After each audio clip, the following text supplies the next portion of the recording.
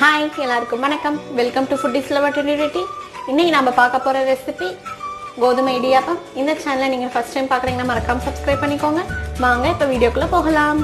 இன்றைக்கி கோதுமை இடியாப்பம் செய்ய என்னென்ன வேணும்னு பார்த்துடலாங்க. கோதுமை வந்துட்டு ஒரு கப் எடுத்து வச்சுருக்கேன். உப்பு வந்து தேவையான அளவுக்கு, எண்ணெய் வந்துட்டு ஒரு ஸ்பூன் அளவுக்கு வேணுங்க, தண்ணி வந்து தேவையான அளவுக்கு. வாங்க இது எப்படி செய்யுதுன்னு பார்க்கலாம். இப்போ ஃபஸ்ட்டு ஒரு பேனை நான் சூடு பண்ண வச்சுருக்கேங்க. இதில் நம்ம எடுத்து வச்சுருக்கோம் கோதுமை மாவு, அதை சேர்த்து நம்ம லைட்டாக வறுத்துக்கலாம்.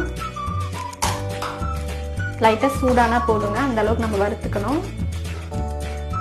மீடியம் ஃப்ளேம்லேயே வச்சு வறுத்துக்கலாங்க.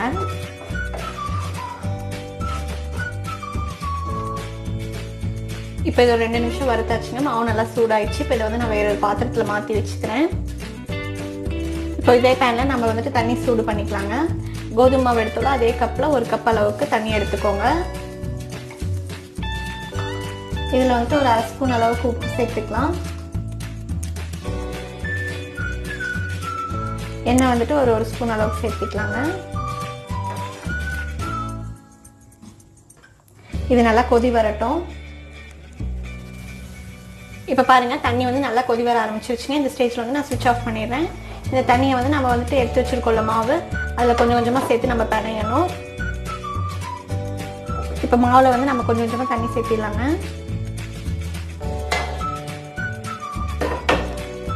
சேர்த்து கையில் வந்துட்டு பிசைய முடியாது, அதனால் இந்த மாதிரி ஏதாவது ஒரு ஸ்பூனோ இல்லை ஏதாவது ஒரு கரண்டி வச்சு நம்ம இந்த மாதிரி கலந்து விட்டுக்கலாம்.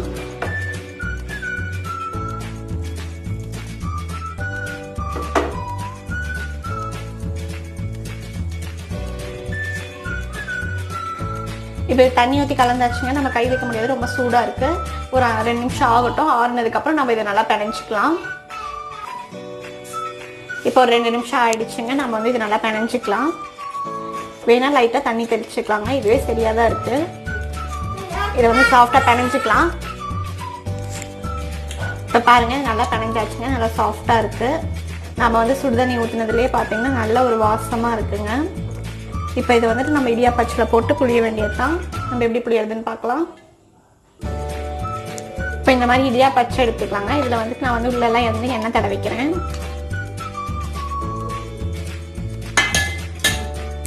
இதில் எண்ணெய் தடவிக்கலாம். எண்ணெய் தடவினா கொஞ்சம் வந்துட்டு அமுத்துறதுக்கு வந்து ஈஸியாக இருக்கும், அதனால். இப்போ இதில் வந்து மாவு ஃபில் பண்ணிக்கலாங்க. மாவு வந்து எடுத்து வச்சுருக்கேன். நல்லா சாஃப்டாக தான் இருக்குது மாவு. ஒரு அரைவாசி இல்லைன்னா 3/4 மட்டும் போடுங்க, அப்போ தான் வந்து அமுத்துறதுக்கு ஈஸியாக இருக்கும். இந்த மாதிரி ஃபில் பண்ணிக்கலாம். இப்போ பாருங்கள், இட்லி தட்டிலே நல்லா புழிஞ்சு விட்டுங்க. இட்லி தட்டில் வந்துட்டு நான் வந்து எண்ணெய் தேய்ச்சி அதுக்கப்புறம் மேலே புழிஞ்சு விட்டுருக்கேன்.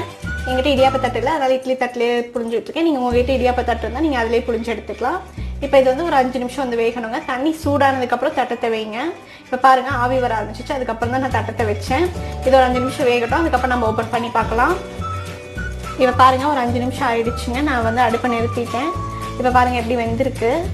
நம்ம வந்து தண்ணி தொட்டு தொட்டு பார்த்தோம்னா நம்ம கொட்டக்கூடாது. நல்லா வெந்திருக்குங்க. நம்ம இந்த ஸ்டேஜில் ஆஃப் பண்ணிடலாம்.